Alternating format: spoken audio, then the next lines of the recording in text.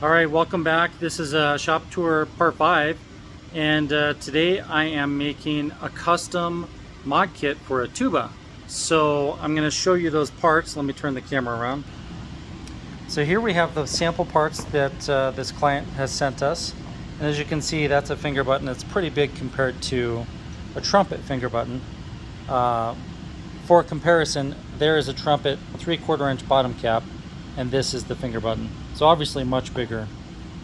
What I have done is measured out all of the sizes of each of these components. So we've got the finger button, the stem, the top cap, and the bottom cap. And this one has a recess for the spring, so it must be a bottom sprung tuba piston. And he sent me the felts as well, which can be helpful as well. I put those in my notes. So when we make these in the future, we know, we have a reference, we know what people may need to expect. And you can see I've already drawn out all of the specs on each of these parts. So the next step will be to machine a mandrel for each one. So you can see I've got a mandrel right here. This is a master mandrel for one of our bottom caps. And what that means is that I can screw a bottom cap onto this, and if I machine it as tight as it can possibly fit on here, then that cap will fit every one of this brand trumpet. This one happens to be the Harrelson Trumpet.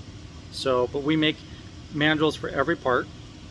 So for each of these, I will need a mandrel. So you can see that cap would just screw on there. And if I had a cap that was too small, then it wouldn't screw on here, which would prevent us from making a cap that's too small that wouldn't screw onto an instrument. So you can see this one's from February of 21. And this is another one. So each one of these parts needs a master, basically go and no-go gauge. And that's what I have to make first. So I'll do that here on the lathe. Now I just measured the pitch of this thread, which is the finger button, and no surprise, it is a 4. So you can see it's a 4 in metric, 4mm by 0.7 pitch. It's not standard, but a standard one, it can be a little confusing. If you do the math, a 4.7 is almost exactly the same as an 8/36. So it'll screw into both of those.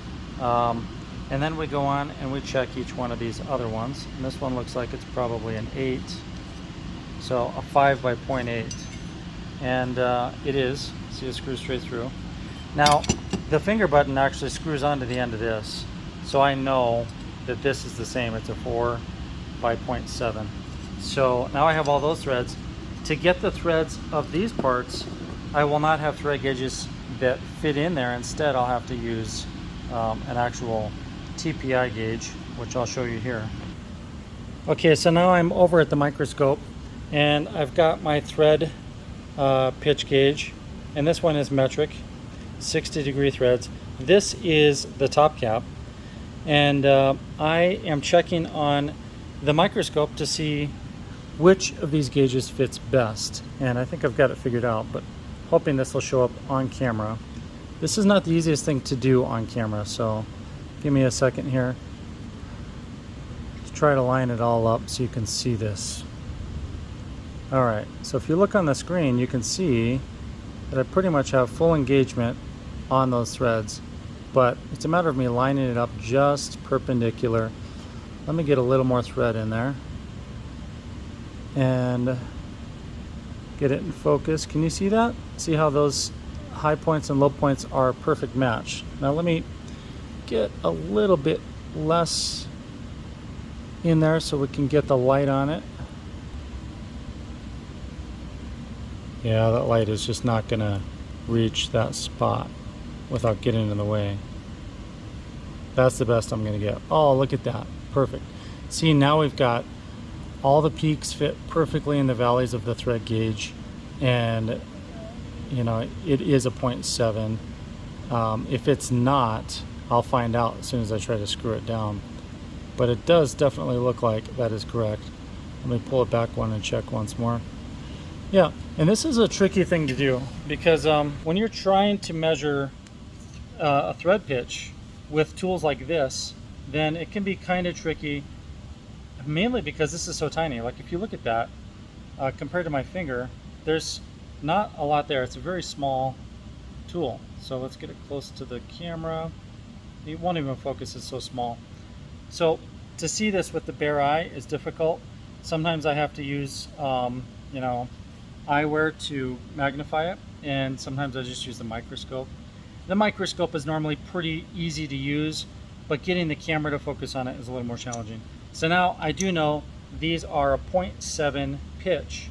The diameter would be the major and minor diameters, and I can configure that, or I can do the math on that based on the diameter. So I can measure the minor diameter of the mating surface to this just by measuring the inside diameter of the end of the thread point, the high point of the threads. And from there I can do the math to figure out what the major diameter would be, so I can get the major and the minor. And because they're 60-degree threads, the rest is pretty easy. I want a little bit of clearance in case they ever get plated, and to make sure that it's a nice smooth fit, it's not hard to turn. So the next thing is to make the mandrels that fit these. So the first thing I need to do is change out the collet. So I took the collet nut off, and I need to put in 1.5 inch stock. So I've got my 1.5 inch collet, and that's pretty big stock. As you can see, here's some of our stock. This is 7/8. This is 1 1/8 inches. Let me get this to a more normal camera view. And then you can see the big stuff. That is 1 5/8, so it's too big. And way down here, I have 1 1/2. So that is the size I need to put in this machine. And each one of these bars is, you know, pretty heavy. So let me load that up. Make sure you guys can see me over there.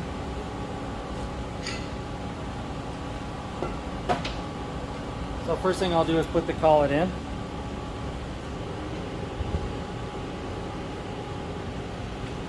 I want to make sure everything's clean here, so I've got some chips and dust and stuff in there.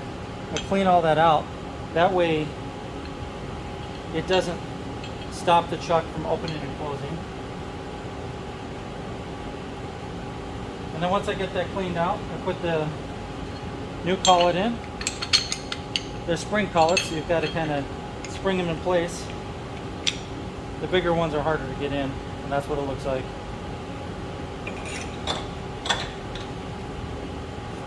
And then we lock that collet nut in place.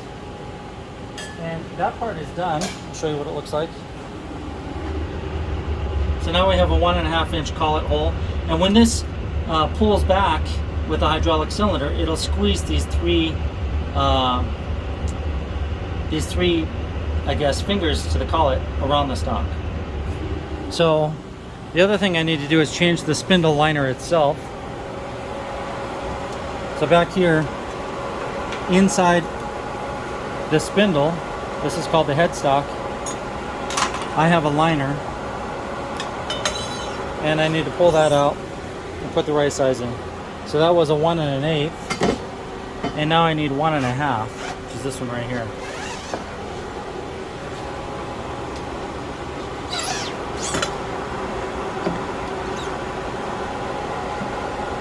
All right, that's in. Now we put our stock in. There's that big piece of stock, which is relatively heavy.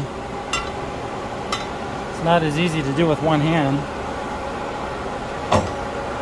And see, now that fills all that space. You want that space filled for safety.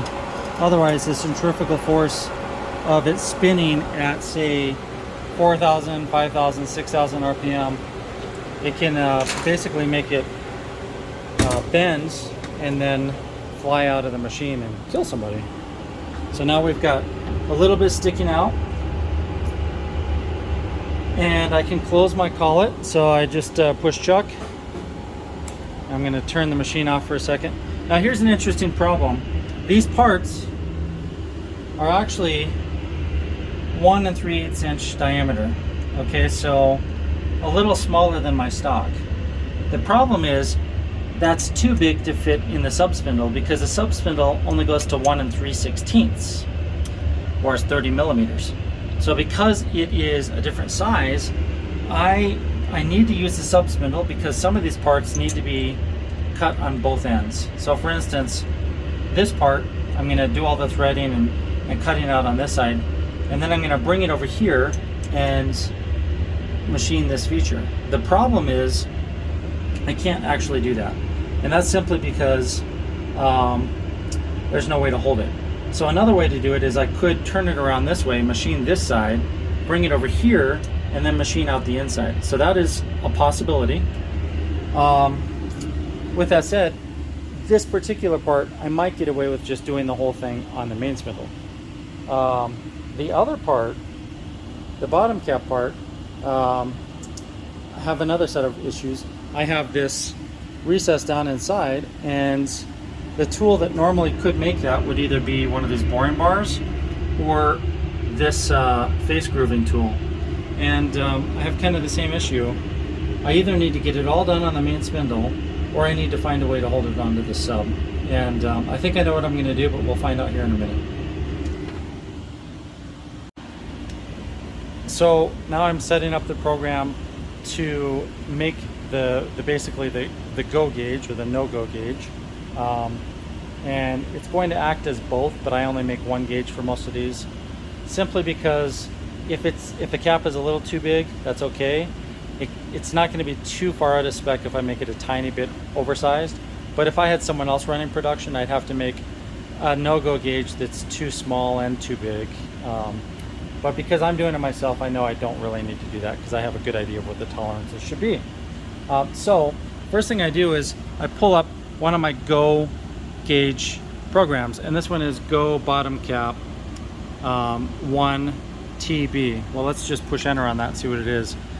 Okay, so that's for a valve trombone, and a Canstel 959 valve trombone. I made that in 2019. So we're going to take this program and make a copy of it. So I go back to File, Manage, and I'm going to push Copy, and I'm going to say Go, so G-O, and this is going to be a bottom cap. And this one I don't have a number for, but it's for a tuba. Okay, so because it's for a tuba, I'm probably just going to put, I'm not going to do too many tuba ones, tuba 1, because this is the first time I've done a tuba. And which surprises me. I've had people ask, but nobody's been willing to pay. It costs a lot of money to do this. So now you can see, let me zoom in a little. I'm going to change it to say tuba. So this is a 4 valve, Meinl, Weston, tuba. I type slow because it's a little awkward to type on this keyboard, even though I've been doing it for years. Everything's in alphabetical order. So now we're going to put the date in, and today is 6/21/2023. All right, and now I need to put in all my specs, so I can look at my notes and say, all right, well, what are the specs for this actual part? And I'm just going to pull them off here. Bottom caps. It looks like the minor diameter was 1.231. So I'm going to enter that in as 1, and the OD of this is going to be 1.231. And the thread pitch is going to be 36 point something. I can't remember exactly what that is, but I'll look it up right now. That's English. And then at the end, I'm also going to put parentheses here that says, hey, that's also a 0.7 millimeter conversion. And that way I know when I'm looking at it, that's a 0.7 conversion, whatever the English is. I could actually make it thread in metric. There's no reason to. And because everything else is in standard English, then I'm going to just program the whole thing in standard, and I can always use metric. I use metric all the time, but I usually create all the mandrels and all of in a standard system, so I don't want to make it all metric today. I don't ever want to. It's easy to do the conversion. It takes a few seconds. Okay, so here's where it gets a little crazy. I wrote the program for the master mandrel, and there's going to be a little trial and error when making this mandrel because we don't exactly know what the original specs are because I don't have the TUBA here. So what I'm doing is making a worst case scenario mandrel to make sure we never make these caps any smaller than the one we have in the shop today. And hopefully that gives us enough leeway that they'll fit all the tubas with the same make and model. So let me show you the program. Let's flip it around. So I've got go gauge, and it's a 4-valve Meinl Weston. Let me see if I got that right. Let's see. Yeah, it's a Meinl Weston 45 SLP. So let's put that in there. 45-SLP is the model, and that way that might be different than a lot of other Meinl Westons. All right, so those are expensive tubas. They're very nice. I'm going to read through the program, and for those of you who don't care about this, just skip forward. You don't need to watch it. But those of you who want to learn about CNC machining or making things, it's important to understand the language. I'm going to run through it very quickly. First thing I do is I tell it, and I'll skip over some stuff. I'm just going to give you the basics. Z10, that is this subspindle. So I want that subspindle to move out of the way of this gang tool section. So we call this a gang tool. We call it a gang, and we put all the tools on it, is what I should say. And it moves in 3 axes. So it can move up and down, and left and right, and forward and back, X, Y, and Z. This is Z. This is Y, and this is X. Now, this also moves in Z, so it can move this way and that. This can actually touch about to there, so it can almost touch this spindle. They can't run into each other, but this can run into stock, so we have to be careful. And this can run into that, and this can run into that, this can run into that. So any of the tools on here could hit either of the spindles, and we want to make sure this is out of the way first. Then we want to make sure this is home, or in other words, all the way to the back right. That's home on this machine. Some machines it's different. And home would be as high as it goes and as far back to the corner as it can be. And that's to make tool changes. So if we were going from, say, this tool to this tool, if we didn't move out of the way and this tool were cutting right here, then the whole gang tool section would slam into the machine in some instances, because it would go from this point to that point, and in between those is this. So this would smash into the spindle. And the same thing can happen on the sub spindle. So you have to be very careful not to crash your machine. All right, because they are very expensive. This one, a brand new version of this machine without any tools is well over $100,000, and that's a bargain. So we're moving the sub spindle, that's what Z1 is, out of the way. We're moving the tool block, G28, out of the way. And M181 means it's going to read all the speeds and feeds from the main spindle speed. Main spindle speed is going to be 4,000 RPM, and it's going to move in a clockwise direction. So the next thing we do is call up tool 2. Tool 2 is this tool right here. So essentially this tool section on the top is tool 1, but I renamed them all. 2, 3, 4, 5, and then we go back up 6, 7, 8, which is hidden back here. And these could be 9, 10, 11. It's actually 9, 10, 11. And then on the other side we'd have 21, 22, 23, 24, 25, 26, 27, and then we have 31, which is a live tool. So if I rotate this, those ones move. See how some of them are moving? And that's 31. 32 is empty right now. 33 is a scribe, diamond scribe. 34, 35, 36. 35 is a 1/2 inch end mill. 36 is a 1/16 inch end mill.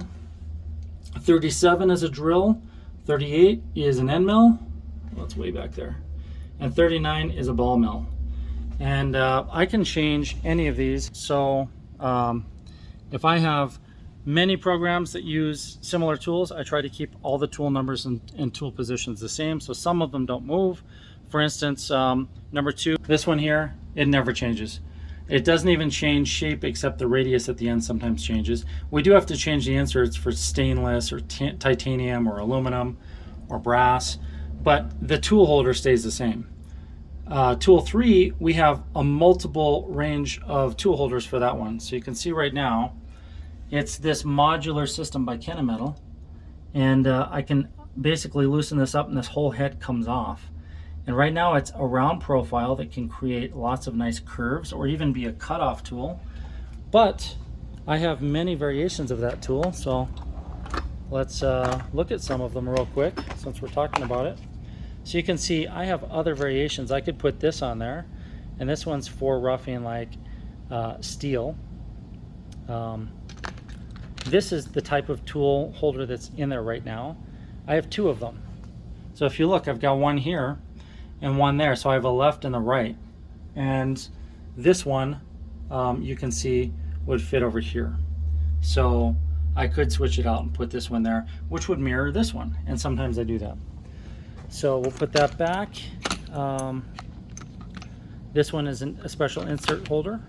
This is another similar tool like that, but it's a more heavy-duty version for cutting straight grooves. This one is a threading tool. And this one is a double profiling tool. Basically, this one can remove material faster. And then there is another insert tool. These ones that are for inserts, I have lots of different shapes of inserts that fit in them. So again, another level of modularity. All right, let's put those back before I lose something. See if they can fit them back in there again. Okay, and those fit right in here. As you can see, there are lots and lots of tools. These are modular cutoff tools. So what's in this is actually this tool right here.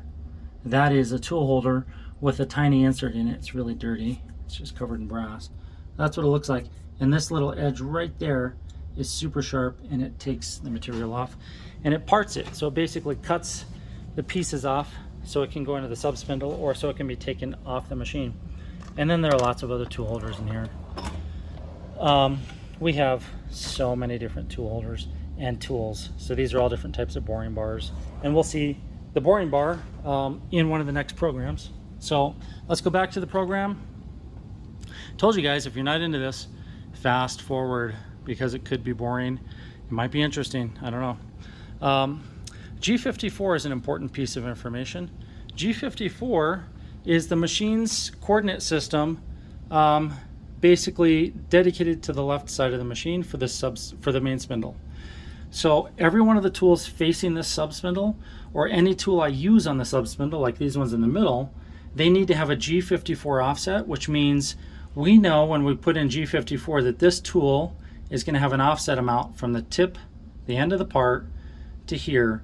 That changes the machine coordinates when that tool is called, only if I put a G54. So for instance, if I put a G55, that's for the sub spindle, and if I call this tool up for G55, it could potentially think the coordinates have to go over here, but it doesn't reach, so I have no G55 for that one. Excuse me. If I accidentally put a G55 in here and expect it to run over here, it might do something else and it might crash the machine. So we have to be careful to put the right number in there.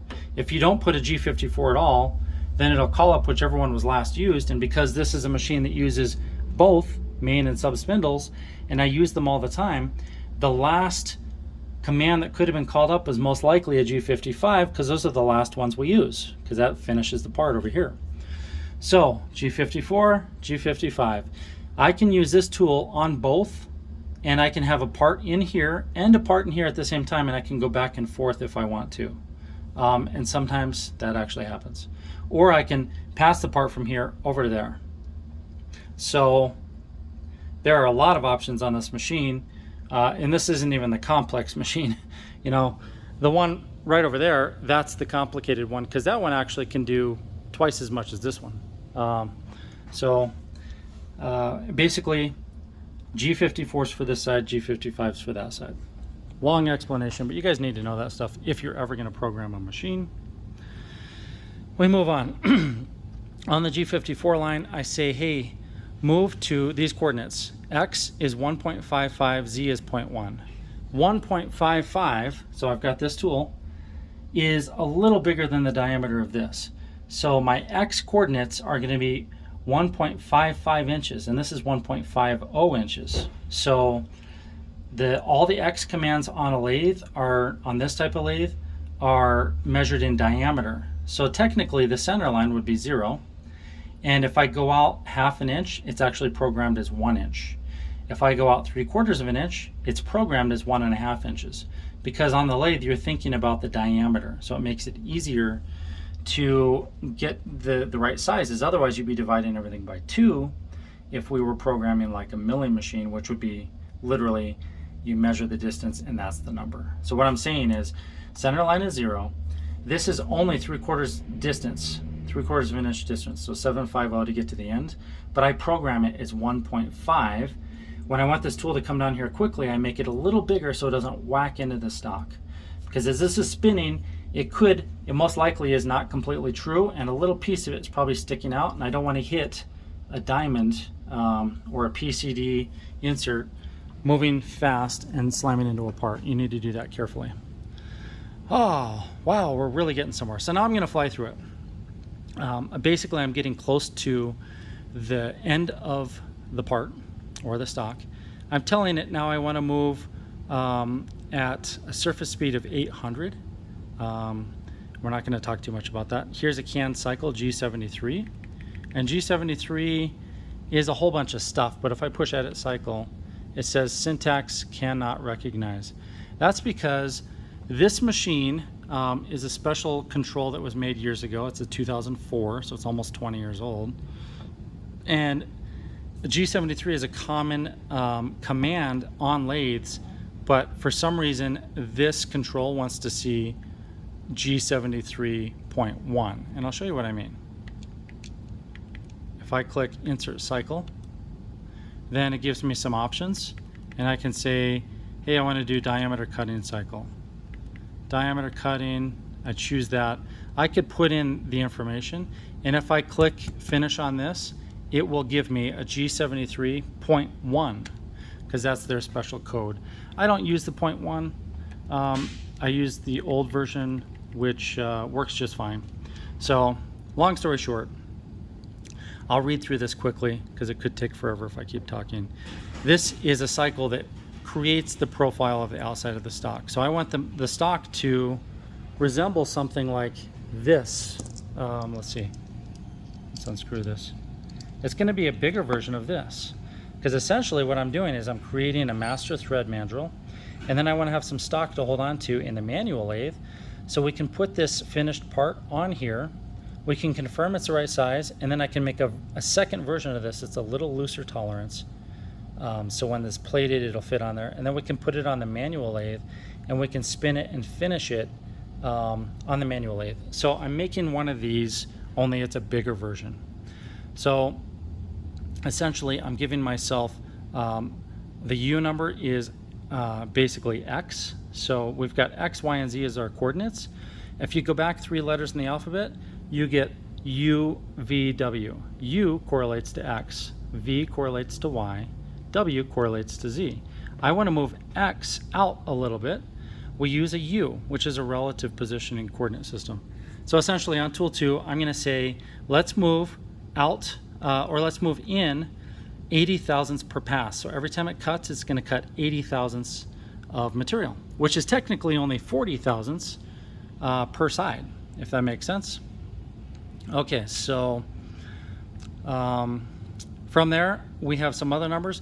This U number and this W number are how much X and Z material I'm going to leave on the part for finishing, and I'm not leaving very much. However, I'm going to leave more than that. I typically don't leave that little because we get a better finish with a diamond. I have a diamond cutter in there when you have a little more material. Okay, so I made it 15 thousandths. All right, so I'm going to say, let's start cutting at 1.251. Where did I get that number? Remember earlier I typed in 1.231? Well, I did a little math, and to give me a little bit of cushion, I gave myself 20 thousandths of an inch bigger. Now, technically, I might need more than that, and that's okay. But for now, that's what we're going to do. I also did the math on the 0.7 millimeter pitch is actually 36.28 in standard. Okay, so let's go back here. I'm moving to 1.251. That gives me a little bit of material to remove in the threading cycle to find the major diameter, and I don't know it yet. We're going to go back 350 thousandths, so moving from the end of the part back, that's how much we're going to leave on there. So we have a little more than this for threads. And then we're going to move to 1.450, and that's basically because I want to make it get bigger to bigger stock, so I can put this in the lathe and have a little room to work with. It's only going to be 3/4 of an inch long, and essentially I'm clearing away from the part, and this will be a repeated cycle. It'll cut this cycle as many times as it has to until it gets the rough profile. And then instead of putting in a G72, which would be the finishing cycle, I hand program the finishing cycle because I want to have a little more control than what this machine gives me. So essentially, I'm going to face it off. That's going in a negative X direction, so it passes the center line. It's going to get a nice facing. And then it's going to come up to 1.150, and that's just because it's going to move fast. And then it's going to slow down and put a chamfer of 30 thousandths at the OD that we want. It's going to go back 250. I think that's a mistake, and this is why I read these things before I run them. I want it to be 300. And then G40 and G42, that's basically a tool offset. There's a radius on my tool, so G42 is compensating for it in a different page on this machine. It's a whole nother story. We'll talk about it another time. And G40 is canceling that, so I'm canceling it on a line where it's moving. That's just the way it's done. Not going to talk a lot about it. Oops, I almost deleted the program. Okay, so, and then essentially I'm finishing the rest of the part, clearing away from it by putting a 1.60 bigger than the diameter. And then I've got a M5, which means stop the spindle. G4X 1.0, that means pause for 1 second. That's giving the spindle a second to stop because I am now going to move it in the opposite direction. So if we go back up here, I told it to move at 4,000 RPM in clockwise motion. That's 103 means spindle 1 and clockwise. 203 means spindle 2 and counterclockwise technically, but it would be clockwise synced with the machine, with the main spindle. All right. So we want the opposite direction. I moved it down to 2,000 RPM, so we get a nice threading cycle. Actually, that's probably too fast for this diameter. Let's do 1,000. That's just something I know. And I call up tool 8, and again, you see that G54. I need to know that tool 8 is going to go to the right place. So here's tool 8, and we need a G54 because it's on the main spindle. All right. Told you guys this is boring. And then it goes G0X 1.1. Well, that is definitely not right. That would crash into the part.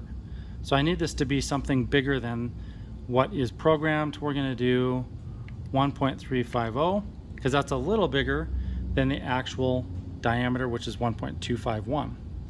And because I'm moving counterclockwise, I'm using a G21 threading cycle starting into the part and then coming back out. So it's going to thread.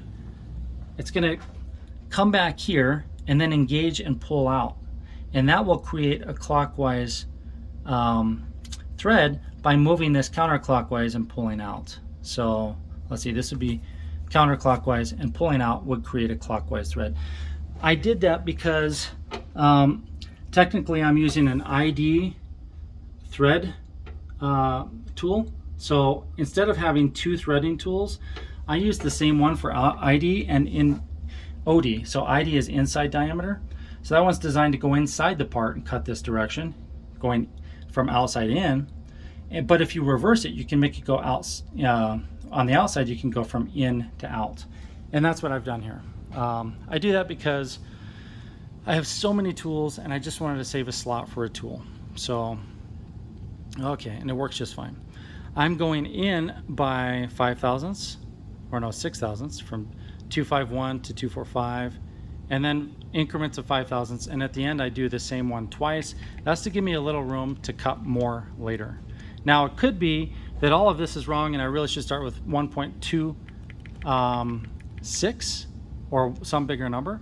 So I know that that's a possibility, but at this very moment, I'm not going to worry about it. I can go back and adjust it and make another part.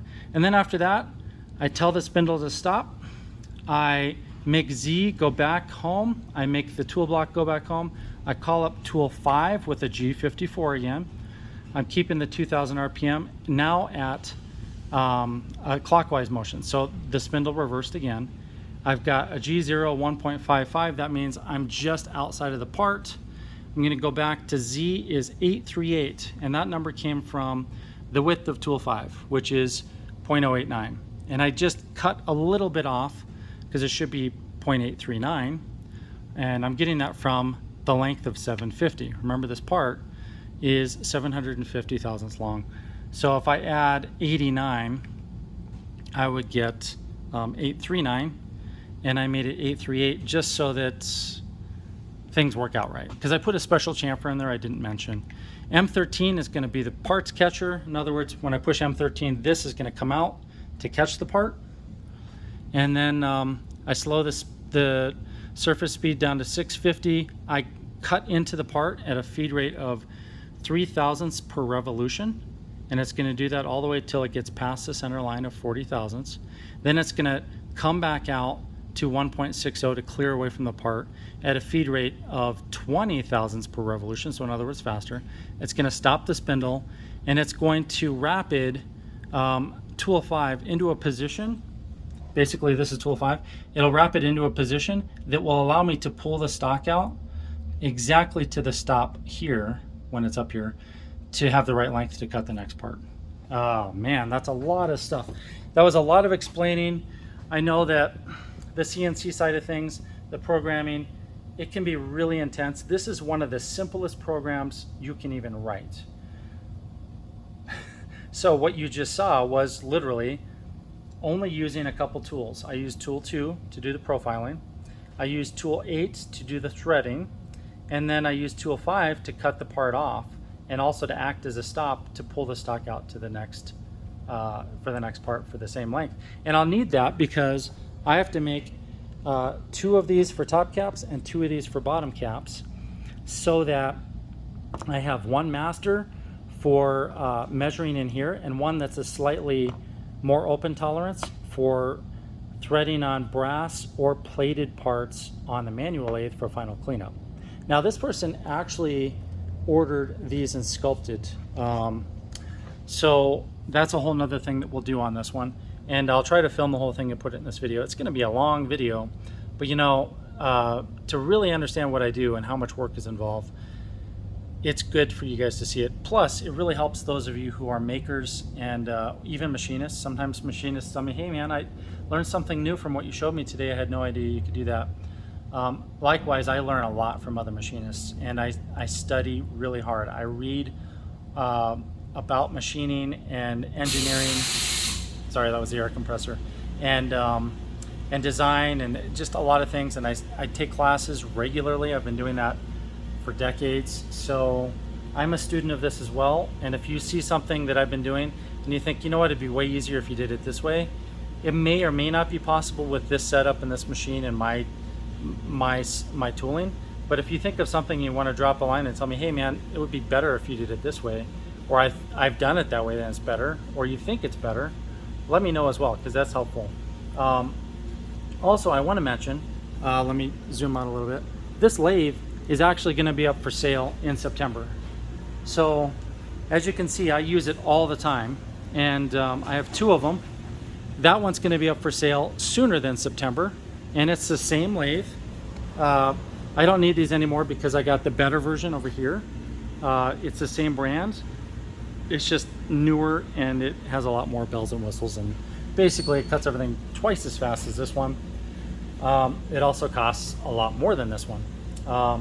So this is a 2004, it's 19 years old. If you're considering having an amazing piece of equipment in your shop or in your garage, and you want to start making things, let's say you want to start making mouthpieces, or you're one of my followers who wants to make spinning tops, or you've seen some of my knives and you want to make knives, this machine can do amazing things.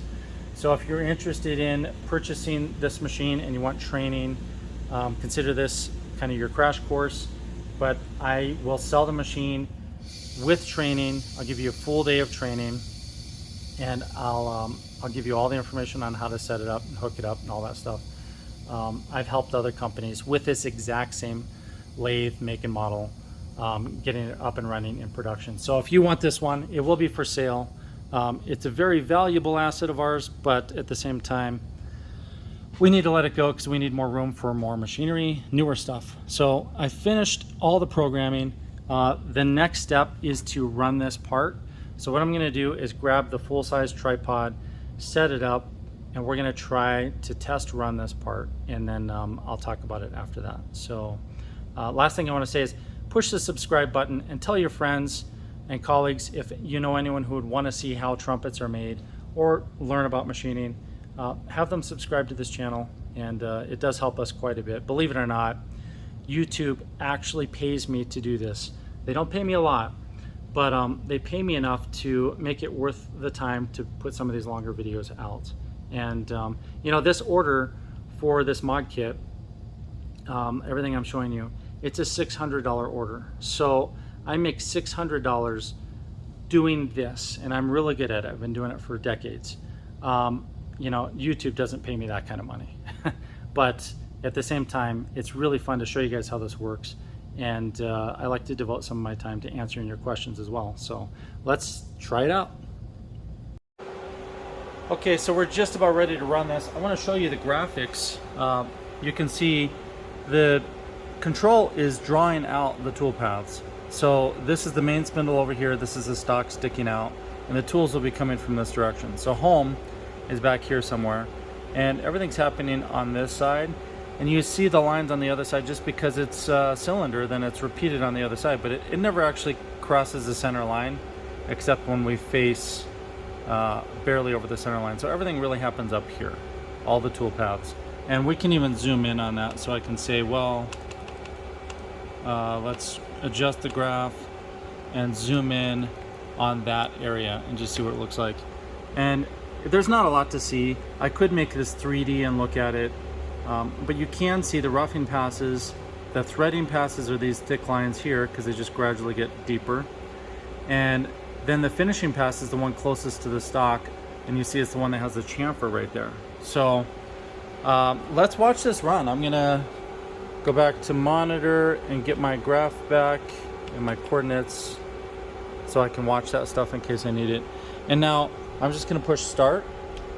Let me zoom out here a little bit. Remember, if I push this pulse button, which I did, then I can wheel through the part. So I can wheel through the program. I'm gonna do that right now. So I'm just wheeling through, and the program's moving forward, but if I wanna go backwards, I just wheel backwards. So if I wheel backwards, it goes back. And that's the beauty of having a Mitsubishi control, because most controls cannot do that. All right, let me get this set up just right for you guys. We'll watch it cut. I've got my safety glasses on so I can leave the door open. So it's cutting the outside profile. I'm wheeling through the program. I'm pretty confident in my programming skills, so I'm gonna actually just take it off of pulse and run it. Here we go.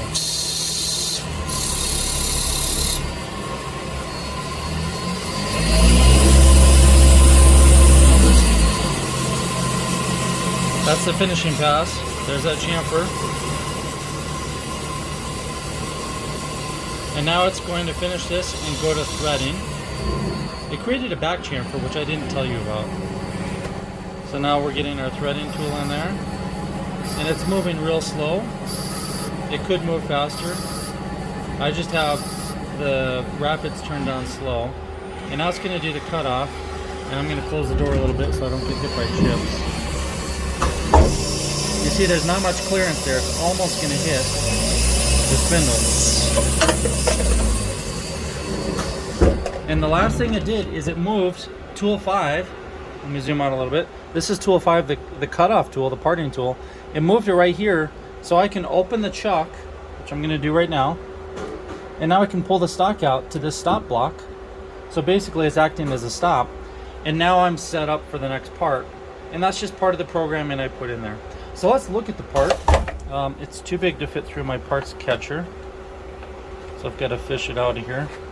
That's because I put a reducer in there that I made. All right, there is our finished part. It's got a little dust on it from falling in there. So that is the 0.7 millimeter threads. This is almost 1.5 inches in diameter, and I created a back chamfer just so this wouldn't be so rough. I can put it on the sander and just sand this off so it's smooth, and then we'll have a perfect mandrel that's easy to handle. And now I'm screwing the bottom cap on, and the bottom cap is just a perfect fit. Wow, it's exact, and that fits just fine. Now the top cap I think is a little bigger. Well, it's pretty much the same size. It might be a hair bigger. So the top cap is just ever so slightly bigger, and because it is, that means I need to make a version that's a little bigger for the top cap, unfortunately. You can see it's got a little wiggle room. It could be that that's just the amount of tolerance that they have in that shop. I'm not saying anything against Meinl Weston because I know they're German. They're probably fairly accurate, but I can tell right now this top cap is threaded a little bit bigger, probably like 3 thousandths bigger than the bottom cap. And for our production, we are always within 1/1000th. So I'm going to make sure to make another one, because it could be that that was intentional, although I don't think it was. Again, I'll put the bottom cap back on. You can see it's so tight that there is no movement, and that's what I want. Because now if I make another cap that barely fits on here, that fits really tight, we know it's always going to be big enough to screw on. If I make it a little bit too small, then it may not fit on the horn, and it won't fit on this mandrel, and then I would throw it in the scrap bin. Okay, so now I've made the top cap mandrel and the bottom cap mandrel. Both of them are done. They're both just a perfect fit, and I can move on to either making these caps or making the finger button and the stem. I have to make all of those parts. I have to make 4 of each. Actually, I don't need to make the stems. Let me see. No, so he didn't order the stems. But I'll probably make a couple at some point, just so I have them as a master. Because when I have one in the shop, I like to make a duplicate that's exactly the same, and that way I never have to ask anyone for a part. So I can move on to making these or this. In reality, the machine is already set up to make bottom caps and top caps. That's what I was making over here before I started this project. So I've got a limited edition set of Summit top caps and bottom caps here, and these ones won't come out until a long time, probably I don't know, maybe even next year, because those are ways off. You know, I make them ahead of time, make sure I plan the production, but you guys aren't going to see them for quite a while. So I think what I'm going to do is move on to making the bottom caps. These bottom caps, I think I'm going to make them 1 inch long, and he wants them sculpted, so that'll probably look really cool. And I'm most likely going to make a few sets of them in case someone else wants to order them. If you have a Meinl Weston TUBA, what model was it? The 45 SLP, if you have one of those, just know I'm making these sets, and they could be available for you as well. So let's make that bottom cap. I'll program it, and then I'll show you the program, and then we'll make it. Okay, I just programmed the bottom cap, and I want to show you what that looks like. I'll show you the program right now. So it's quite a lengthy program because I want to do it right. I'll point out a couple things before I even show you that. Check this out. I have cut 399,722 parts on this machine. And this machine has been just amazing for us. We actually have 2 of these, but we have used this one the most by far. And I'm just so excited that we're going to hit 400,000 parts on this machine, because when we bought it many years ago, I had no idea what it was capable of. All right, I'm going to run through the program. It's going to go kind of quick just because I don't want to bore you guys to death with this. We already went through another program. This one is more extensive. I created a shoulder kind of lip on this bottom cap, and I'll show you what that is. And of course, there's today's date. I always put the date on my program so I know when I edit them, or so I know how current they are. Remember, this has 0.7 millimeter pitch, which is 36.28 teeth per inch TPI. And the ID is incorrect. Let's see. I know that's incorrect because what I did is I started with one of my previous programs and then copied from that. So the ID is actually 1.231 and the OD is 1.380. And my main stock on the main spindle is 1.5 inch. So that means it's 1.5 inches in diameter right there. And I'm not using the sub spindle on this part. And that's because the part when it's done is too big to fit in the sub spindle, regardless even if I use the biggest collet. So if I need to cut the back side, I either have to do it in the main or I have to find a way to hold it in the sub. And we'll talk about that later. All right. I put all the dimensions right here. This is kind of a rough series of dimensions. All the numbers are there. And those came directly from my drawing that I did earlier from the actual bottom cap. So that is where that comes from. We're going to use tool 2. I'm going to go very quick now. Tool 2 is going to come down and it's going to profile the part. So essentially, this is all the code to profile it. A G73 cycle is basically a canned cycle that's going to quickly take tool 2 and create the shape that I need in a roughing strategy. And then when that's done, I'm going to come down and do the finishing, and I wrote the finishing code. Essentially, there's nothing special to say about it. It just looks somewhat like a cylinder, and I'll show you what it looks like. It's going to draw it right now. So you can see the outer part here, that's all of tool 2. That's all it's really doing. So nothing else. Not exciting. Okay, tool 7, that is our center drill. So that's this drill right here. It's a 3/8 inch drill, 375. And then the next tool would be our 200,000th drill, which is this one. That's tool 31.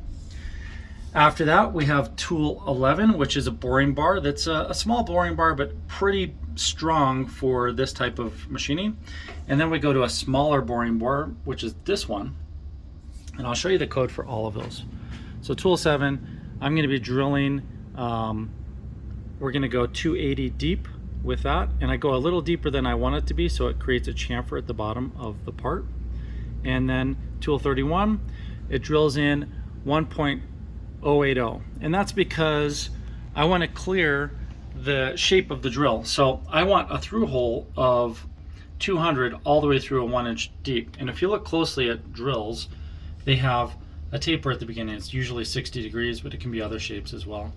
I want that little tiny triangle on the ends to clear the part. So I want some of the cylinder to go all the way through the end.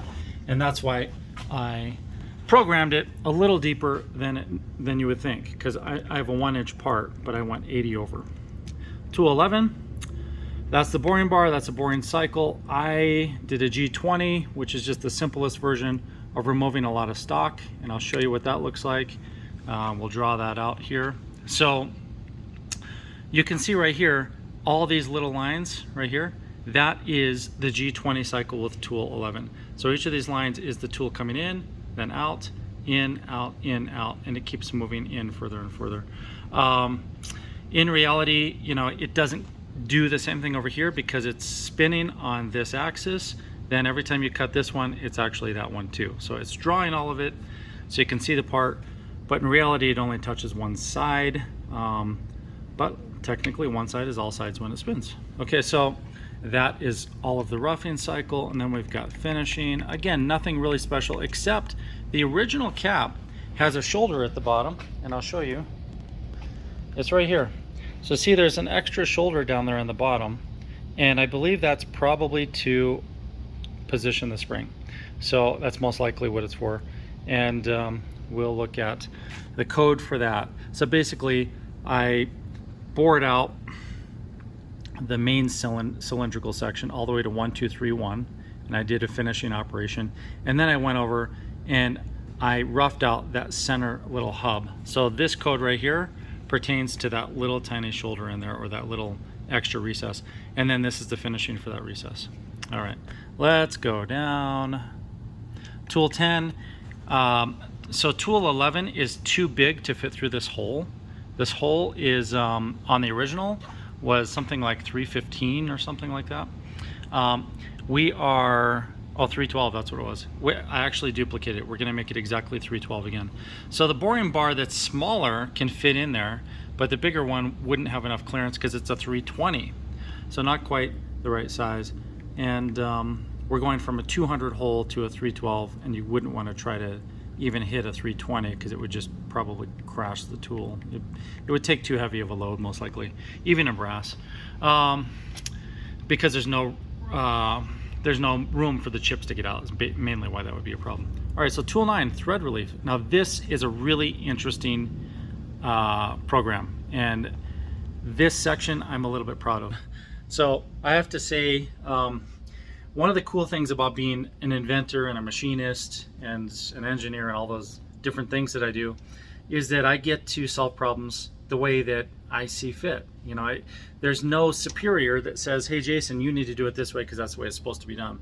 Ironically, I tell everyone who works with me, you probably want to do it this way because it might be the best way, but if you find a better way, let me know.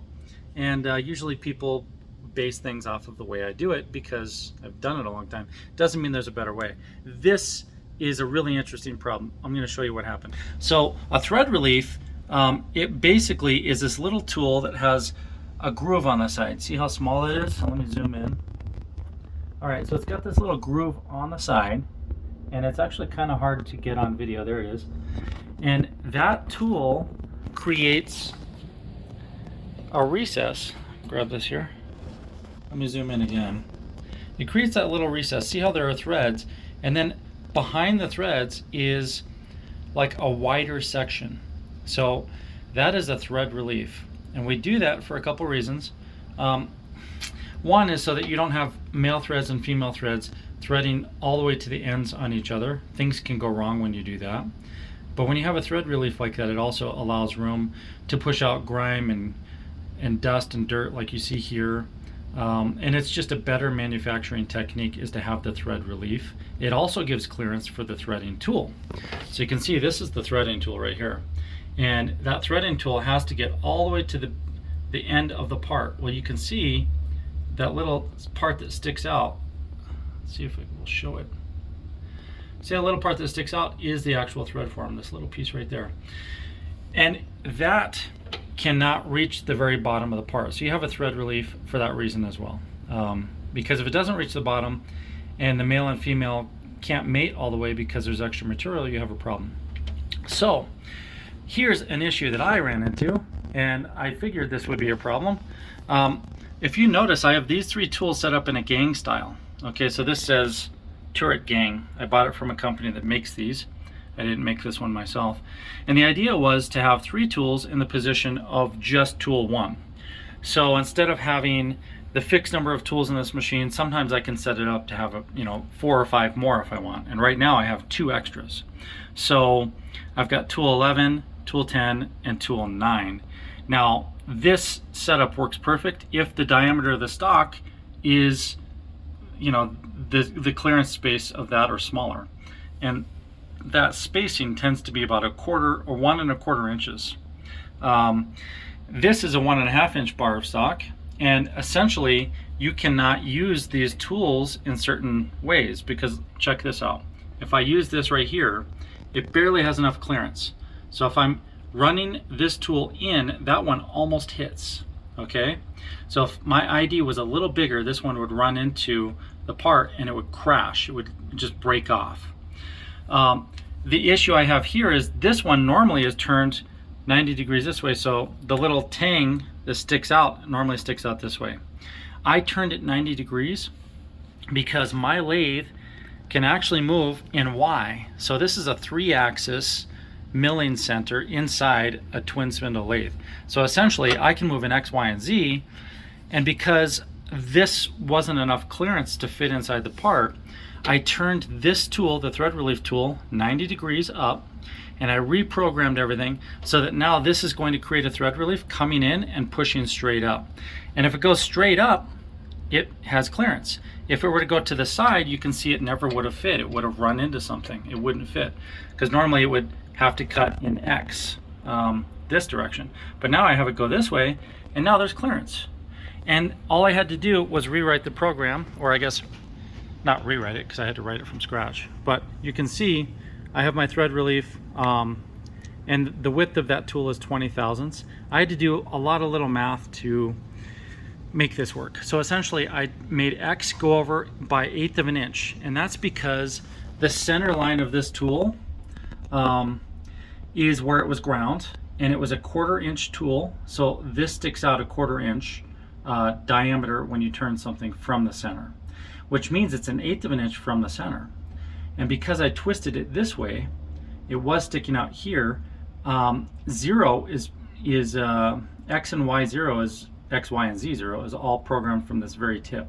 So like this side and the top. But normally that would be on the XY plane. I turned it 90 degrees. I had to move X by 1/8 of an inch because I had moved it 1/8 of an inch essentially. So now the center line, you can see, is straight up and down. But instead of changing the tool offset, I just wrote it into my program. That way I don't have to reset up the offset for this tool whenever I use it. Instead, I can just rotate it 90 degrees. And I wrote in here, no tool clearance on a 1.5 inch part, so rotate tool 90 degrees. And of course, because I can read the code, I can understand what that means. I also had to offset Y by 1/8 of an inch for the same reason. So when I rotated it, now it's too high, and I had to bring Y down 1/8 of an inch. So I programmed everything in X offset 1/8 of an inch, and then I just left X the whole time. And then I moved Z in, and Y is doing all the work. So now the tool is moving up in Y instead of in X. And those of you who run lathes are probably saying, wow, I never thought you could do that. Those of you who don't run lathes probably don't have any idea how cool this is. But it's really to solve a problem like that, because you know, this kind of an issue, that kind of thing comes up more often than you think. As soon as the stock gets bigger than your setup, it can be a real problem. And with this type of lathe, if I wanted to set it up so that all the tools had equal spacing, I'd have to use fewer tools, which means I'd have more tool changes. It would also mean some things just couldn't be done. I'd have to remove features because there wouldn't be enough tool positions to do it in this machine.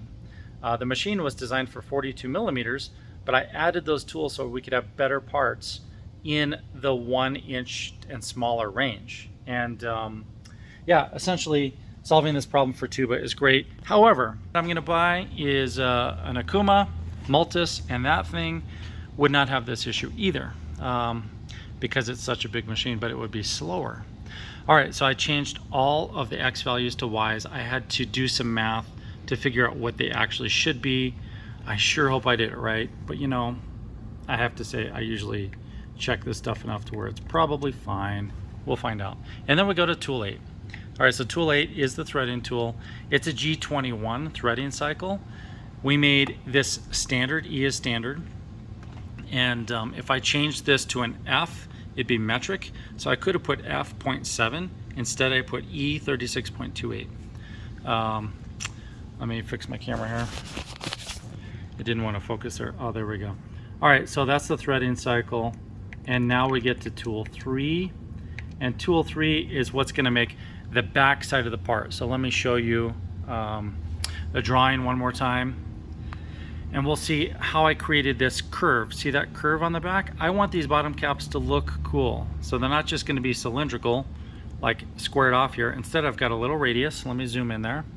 Graph adjust, zoom, get an arrow up to that, and zoom. Okay, it's kind of an old system, so it's a little slower than, so now you can see I've got a nice radius there, and then I've got this arc, and that arc is a 2-inch radius.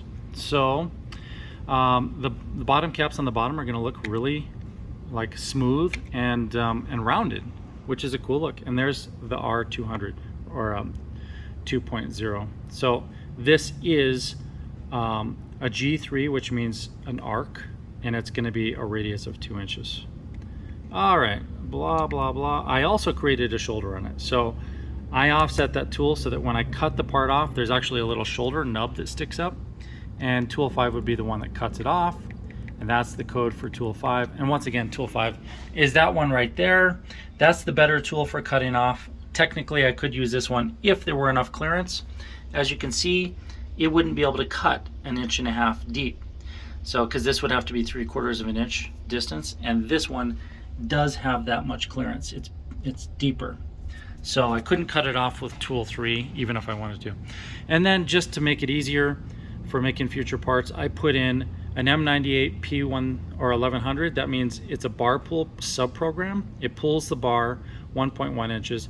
M99 means repeat, and on this machine, I can tell it how many times to repeat. So if I push setting, I can say, all right, part count 2. If I want to make 6 of these parts, I just type in 6 right here. And we're just starting, so I'm going to put 0. And now it will make 6 of these parts. And in reality, I'll probably make 2 extra sets. So I'm going to make the set for this guy, and then I'll make 2 extra sets so that we can sell them to other people that want to buy them. All right, now let's go back here. It's kind of a cool part. Let me put the coordinates back on. And you know, I'm feeling fairly confident. Let's run this part. Okay, I've got it turned on, and I'm just going to pulse the first part of this program to make sure it looks good. So that means I'm going to use the wheel. I'm using the hand wheel to move it forward, and I can go backwards. See? Backwards, forwards, backwards, forwards. And we're just going to see if this is even remotely correct. Looks good so far. Let me zoom in for you. It looks okay. I'm going to run it.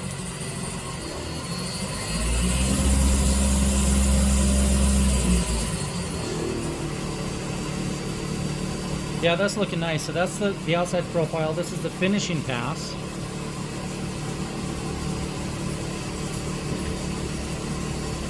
It's a fairly big chunk of brass in there. And now it's going to do the center drill. Ah, that went well. Now it's going to do that 200,000th drill, which is hidden. Sorry, we can't see that one. I don't want to move the camera around too much. There's the boring bar. This is tool 11. So this is the bigger of the 2 boring bars.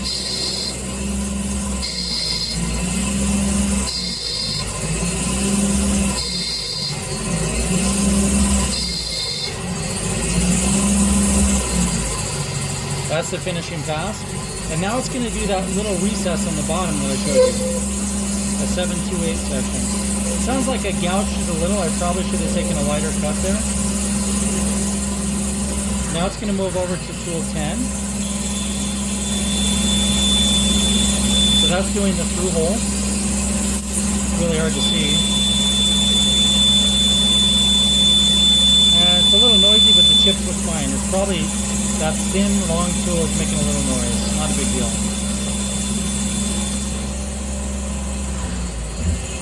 Okay, and here's the thread relief. You know what? That thread relief was so cool. Let's go back and do it again. I can back up and reverse it. See this? So I can go forward and back. See how it moves up and down? So that's how I created the thread relief. Okay, we'll keep running. Now it's threading. Okay, looking good so far. And now this is tool 3. This is the one that's going to cut that round on the back side. And there it goes. I slowed it down here at the end, so when it cuts it off, hopefully it doesn't throw the part. So now it's going to move to tool 5, and it's going to slow down halfway through this cut. So it's moving pretty fast now, and now it's slowed down. And it's going to drop the part, I hope, please. Yes! Success! Okay, that is a success right there. Okay, now we're going to grab the part and pull it. And now it will repeat, except we're going to stop it. So let me grab the camera here. Let's see how that part turned out. Man, I have to tell you guys, I'm excited. Like, when you run new programs like this, I mean, this is a different part than I normally do. It's a lot bigger. I changed a lot of things, like tool 9 is moving in Y instead of X. That's super weird. Like, I've never done that before. And the fact that the part even, like, nothing crashed, I just went for it and it worked. That's pretty exciting. Let's look at the part. Let me grab it out of here. It's way down there. Oh my gosh, look at that. That is our bottom cap. Let me blow it off here a little bit. Let me set the zoom level a little better. Okay, so overall, man, that looks pretty nice. Let me set the camera down on the tripod and we can look at it here. So we have to check a few things. First off, let's deburr the center hole. Because I didn't put it in the sub, I couldn't remachine that from the other end. So see how it looks rough? I'm just going to use this deburring tool and give it a nice chamfer. And we'll give one more pass. There we go. So that's what that looks like. And I've got that little center hub. I just put that in there because the originals had some kind of feature, like the top cap has a hub and the bottom cap had kind of a flat at the top over that design. So now we've got a completely different bottom cap, but you can see the dimensions and the design intent are the same. So now that'll still hold the spring, it still has the thread relief. The question is, will it fit the mandrel? Because this is our master mandrel. Remember, that bottom cap, the original, I made this mandrel so it fit perfect and there's no give. It's just only like 1/1000th of an inch of movement here. So the new one has to be relatively tight, hopefully like just as tight as that. It can't be any tighter than this mandrel though, because otherwise it won't fit. All right, they're new threads, so they're a little squeaky. And it went all the way down. That's it. That is our new bottom cap. So we've got the original, and now we've got the new 1-inch bottom cap. I wonder how much that weighs. It is very hefty. Okay, so wow, that is amazing. It actually worked. But in reality, I'm a little surprised because, you know, doing these things and like getting it that close on the first try is, well, it's a lot of fun, and it doesn't always happen. I'm really pleased with the way this looks. The one that I'm making, the set that I'm making for this guy, is not going to have that center hub. So you can see that round design kind of gives it a little style. I could do really cool things with this. Like for instance, here's a bottom cap I made for a custom trumpet, one of our custom Summit models coming out soon. I could do stuff like that to this cap, you know? See how I put that recess in the bottom, and then I've got these scallops on the outside. I could do stuff like that, or I could even do one like this. This bottom cap is similar, but it has more of those scallops. So there are a lot of things that I can do based on how I write the program and just how creative I want to be with it. But at the end of the day, I want his, because he wants his to be fully sculpted, I don't want his to have this little shoulder on the bottom. I think it's a nice stylistic thing, so I'll do a full set of these, and then I'll probably do a full set without them, so I'll have 2 different variations. And then his will also be without, and then I'll show you how I hand sculpt them. This might be the world's longest trumpet or tuba machining video ever created. I'm pretty sure it probably is going to be the longest one ever. So for any of you who are hanging in there and watching this whole thing, I'm sorry you have nothing else to do, or I'm excited for you because you care so much about what I do. Either way, I appreciate the fact that you're watching. And again, please subscribe to my channel. And also, please tell your friends if you know anyone who's interested in tuba mod kits, because I'll say this is the first tuba mod kit I've ever made. This is the first tuba bottom cap that Harrelson Trumpets has ever created. And you know, we've been making the trumpet mod kits for, geez, I don't know how long, a very long time, a couple of decades. So this is not that different for us, but it's just a lot bigger. And we don't have all the specs, so we need sample parts. But if you know someone who's like, oh, I'd really love to have a tuba mod kit and beef up your horn and improve efficiency, then we do make them now. And on a limited basis, I'll take sample parts and recreate caps in our style. And we can make other styles of these. This is a 1-inch thick. I don't think I would go any heavier than that, just because 3 of these is going to weigh a pound probably. I'll weigh it and we'll see how much they weigh. The top caps, I'm going to make them the recess style like ours. So you can see these are a recess style top cap. So for the tuba, I'm going to do the same thing.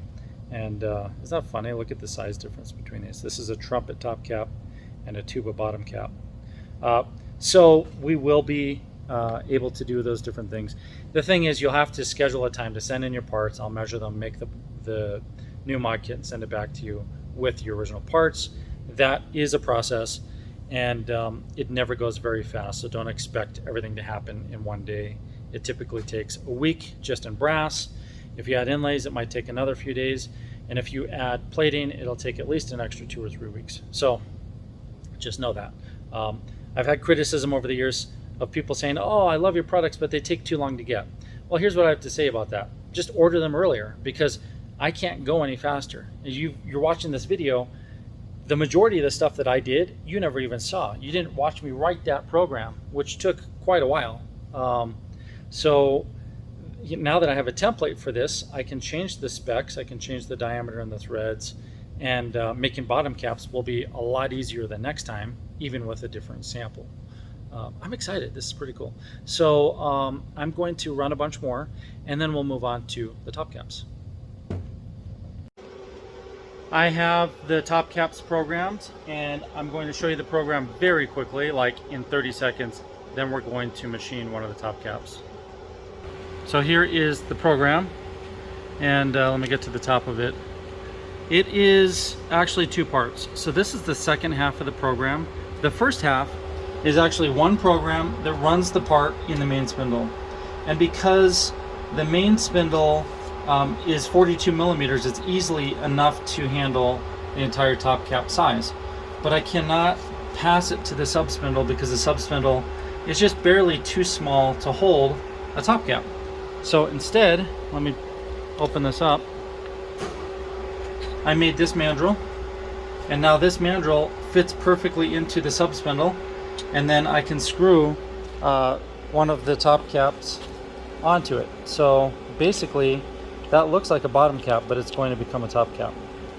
So I have the mandrel back in the sub spindle, and now I could screw this on. The problem I had was it will over tighten, and because it does, then I can't get it off again, and I figured that might be a problem. So I cut a little piece of leather right here. If I put that into the underside of the top cap and then screw it down, and I give it just a little bit of a snugness, I can run it. So let's try it.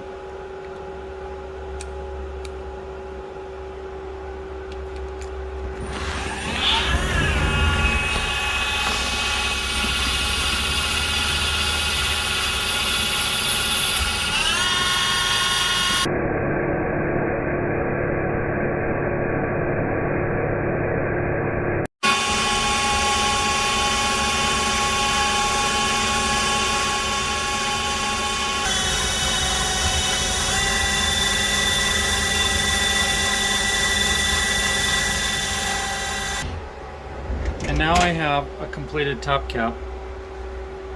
I just have to get it off. Okay.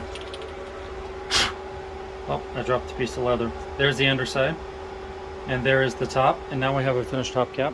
As you can see, I've made a few already, and there are my bottom caps. These are my top caps. We'll keep going. I finished programming the finger buttons, and let's take a look at it. So here is the program. I actually made 2 of them. One is a plain version, and we're going to go back to the one with an inlay because that's the one we're going to cut first. And this one, the customer wants a wood inlay in it, so I'm going to make that. But I also have some PowerShell inlays that will fit these perfect, and I'm going to make a set that'll fit those as well. So this is the program, nothing crazy or special. I'm not going to talk about every piece of it. Instead, we're just going to run it. So let's just go to run or start. And here we go.